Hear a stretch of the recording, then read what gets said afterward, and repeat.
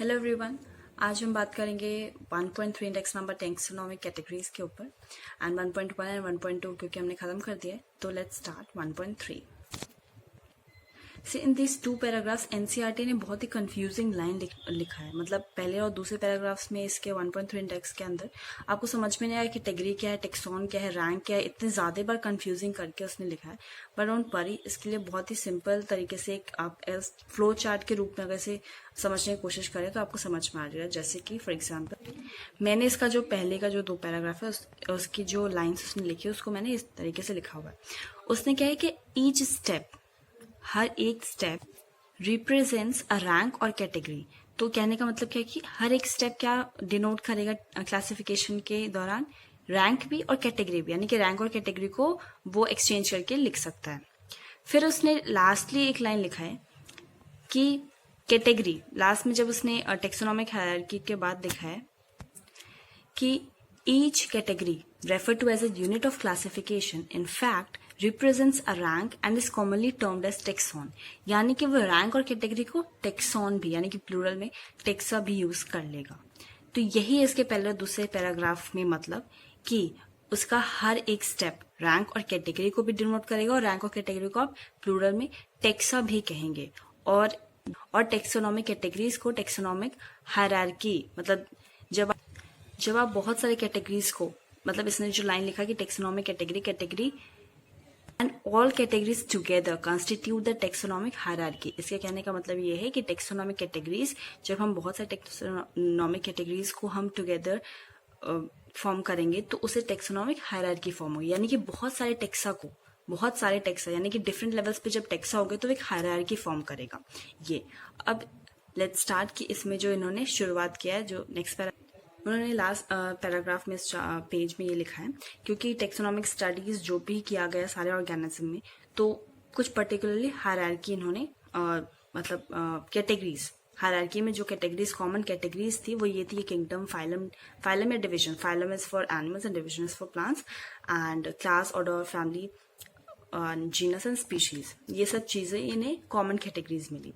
अब उन्होंने एनसीईआरटी ने फर्दर हर एक कॉमन कैटेगरीज, यानी कि हर एक कैटेगरी को, हर एक टेक्सा को इंडिविजुअली एक्सप्लेन किया है।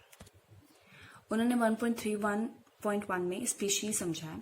स्पीशीज के लिए उन्होंने बहुत ही एक सिंपल लाइन है स्टार्टिंग का, a group of individual organisms, मतलब कुछ group of individual organisms with fundamental similarities as a species, वो स्पीशीज कहलाएंगे। जैसे कि फॉर एग्जाम्पल इनमें है, फॉर एग्जाम्पल उन्होंने पैंथरा समझाया कि पैंथरा टाइग्रिस एंड सलानम नेग्रम, ठीक है। तो उन्होंने क्या समझाने की कोशिश की है कि Panthera and Solanum would be the generic name, but that nigrum and that tigris would be the specific epithet. तो वो किस स्पीशीज को डिनोट करता है कि टाइग्रिस स्पीशीज का है जो पैंथरा है, एंड पैंथरा लियो का जो स्पीशीज है वो लियो है। तो ये चीज उनके स्पीशीज को डिनोट करने के लिए लास्ट में उसने ह्यूमन बींग्स के लिए भी समझाया कि for example the species sapien which is grouped to in the genus homo, so the scientific name human being का क्या बनता है, homo sapiens, क्योंकि obviously binomial nomenclature होता है तो एक generic name होगा, एक specific epithet होगा। तो specific epithet यानी species का नाम क्या हुआ हमारे human beings के लिए sapiens, and that homo would be the generic name। फिर उसने जीनस समझाया। जीनस समझाने के लिए उसने क्या बोला कि group of related species which has more characters in common in comparison to species of other genera। यानी कि एक जेनरा के जो स्पीशीज होंगे उनमें obviously कॉमन कैरेक्टर्स होंगे इन कंपैरिजन के किसी और जेनरा के स्पीशीज। इसका जो एग्जांपल है इसमें जो दिया हुआ है एनसीईआरटी में, जैसे कि पैंथरा लियो, पैंथरा टिग्रिस, ये दोनों क्या है, दो अलग अलग स्पीशीज है। लियो अलग है, टिग्रिस अलग है, but they have the same genera, that is Panthera. ये चीज बताया। एंड सिमिलरली उन्होंने ये बताया कि इन सब में कॉमन कैरेक्टर्स ज्यादा ही होंगे, बट जो दूसरा जीनस है फेलिस, जो फेलिस ऐसा जीनस है जिसमें कैट्स, मतलब जो कैट्स के जो साइंटिफिक नेम होंगे वो इस जीनस में आएंगे फेलिस। तो उससे उनके कॉमन कैरेक्टर्स ऑब्वियसली पैंथरा वाले यानी कि लियो और टिग्रिस में ज्यादा कॉमन कैरेक्टर्स होंगे इन कंपेरिजन टू फेलिस वाले जीनस में। मतलब कि पैंथरा जीनस, ऑब्वियसली जो भी पैंथरा जीनस के अंदर आएंगे उनके अंदर सेम कॉमन कैरेक्टर ज्यादा होंगे in comparison to Felis genus. Now फिर फैमिली आता है। इन 1.33 फैमिली में उन्होंने यही समझाया कि has a group of related genera with still less number of similarities as compare to genus and species. Obviously जैसे जैसे हम ऊपर जा रहे हैं, इसका मतलब ये है कि उतना ही जितना हम ऊपर हायरार्की में जाएंगे उतना ही ज्यादा कॉमन कैरेक्टर्स जो होंगे वो कम होते जाएंगे, यानी स्पीशीज में ज्यादा कॉमन कैरेक्टर्स होंगे, फिर जीनस में इन कंपैरिजन टू फैमिली ज्यादा कॉमन कैरेक्टर्स होंगे। तो ये चीज इसमें समझाने की कोशिश की जो इसका पहला लाइन है। फिर उसमें ये दिखाया है कि families are characterized on the basis of both vegetative and reproductive features of the plant species. Now इसका जो एग्जाम्पल है उसमें यही उसने लिया है यूज, वो जो ऊपर वो उसने पैंथरा लियन पैंथरा टिग्रिस यानी कि पैंथरा जीनस का जो जीनस था पैंथरा, उसमें ये सारे इंक्लूडेड थे, lion tiger and leopard. And उसी के साथ जो फेलिस कैट का जो जीनस था वो दोनों के दोनों अब सेम फैमिली हो गए हैं, फेलिडी। फेलिडी उनकी फैमिली का नेम है जिसके अंदर जीनस फेलिस और जीनस पैंथरा दोनों इंक्लूडेड होते हैं। ऑर्डर है next one 1.3.4 order. And order के लिए भी उसने यही समझाया है कि order is the assemblage of families which exhibit a few similar characters and the similar characters are less in number as compared to different genera included in a family. Obviously species और genus में जो होंगे उनमें ज्यादा common characters होंगे in comparison to obviously family order, and जितना ऊपर higher किया आप जाते जाओगे। फिर इसके एग्जाम्पल में उसने यूज किया है कि जो ऑर्डर है वो उसमें एनिमल का जो ऑर्डर है कार्निवोरा, ये ऑर्डर का है, एंड उसके अंदर कौन सी दो फैमिलीज इंक्लूडेड है, तो बहुत जो Carnivora includes families like Felidae and Canidae. इसने इसके एग्जांपल में एनिमल्स के लिए बताया। देन 1.3.5 क्लास के लिए उसने फिर यही बताया है कि the category class includes related orders, यानी कि obviously related orders makes the class. And उसके भी एग्जाम्पल में ऑर्डर प्राइमेटा, ऑर्डर प्राइमेटा में क्या इंक्लूड होता है, मंकी, गोरिल्ला एंड गिबन, और ये सारे के सारे प्लेस्ड किस में है, क्लास मेमेलिया में।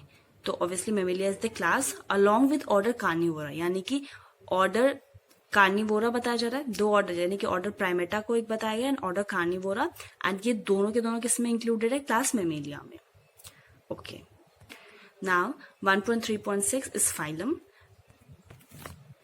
इन this key phylum classes comprising animals like fishes, amphibians, reptiles, birds and, मतलब इसमें ये समझाने की कोशिश किया है कि Chordata, the phylum name Chordata, it includes both the fish, जितने फिशेस, एम्फीबियंस, रेप्टाइल्स, बर्ड्स हैं, इंक्लूडेड विद द मैमल, जो ऊपर क्लास मैमल था, मेमिलिया समझाया था उन्होंने, वो mammals and also the fishes, amphibians, reptiles, birds, all these include in the chordata phylum।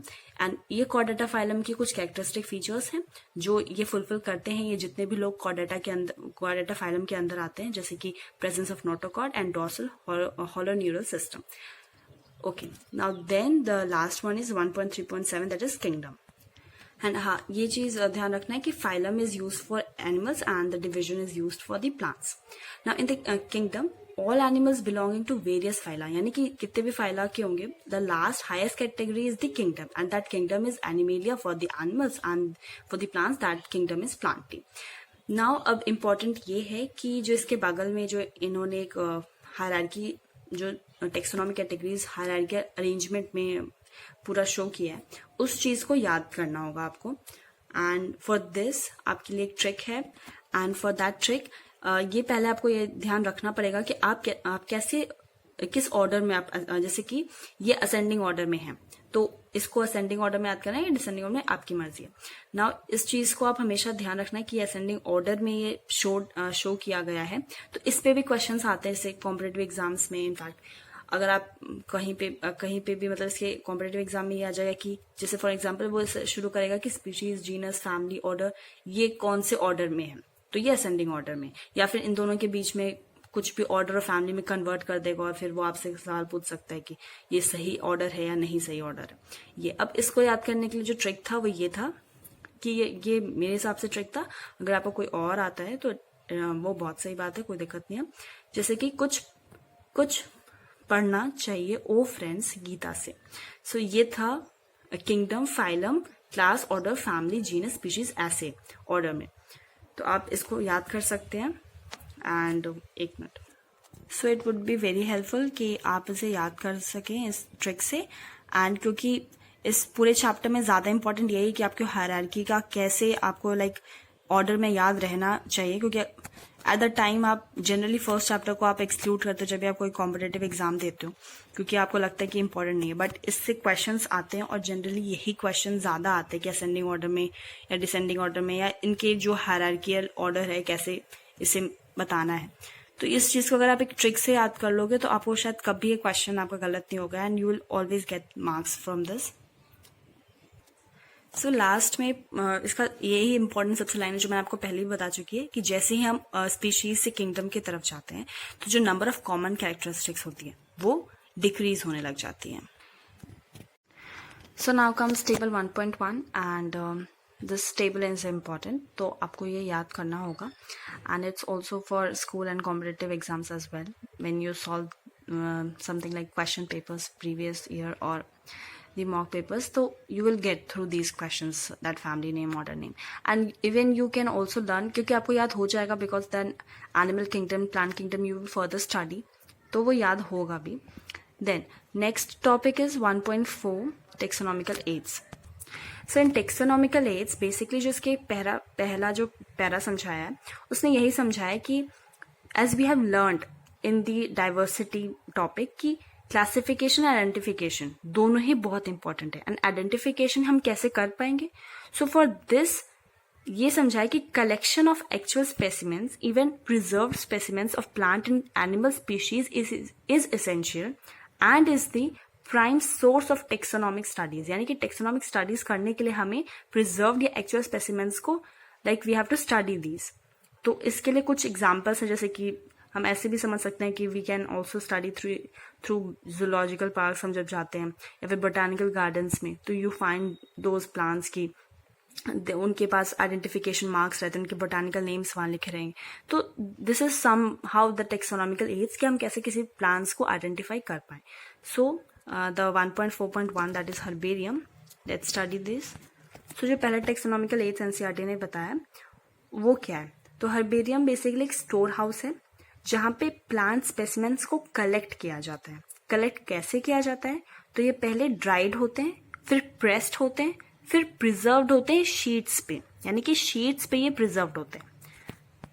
और ये जो शीट्स शीट अरेंज होती है वो universally accepted system of classification से होती है, जो कि बेंथाम हुकर ने दिया था।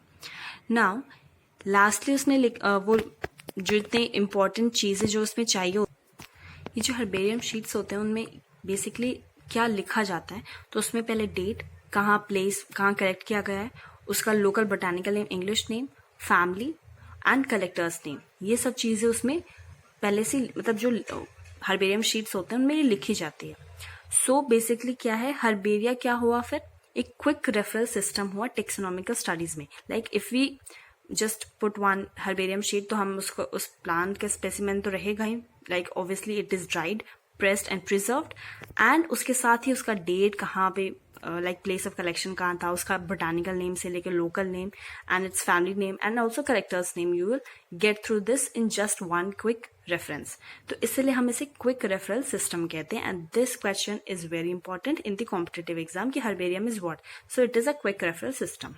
Okay, now the second one is 1.4.2 is botanical gardens. This is basically, we all know ki there is a botanical garden in which actually living plants is for reference. Okay, they have a collection of living plants that is for reference for the identification in the taxonomical aids. तो उसके लिए कुछ इसमें famous name दिया हुआ है।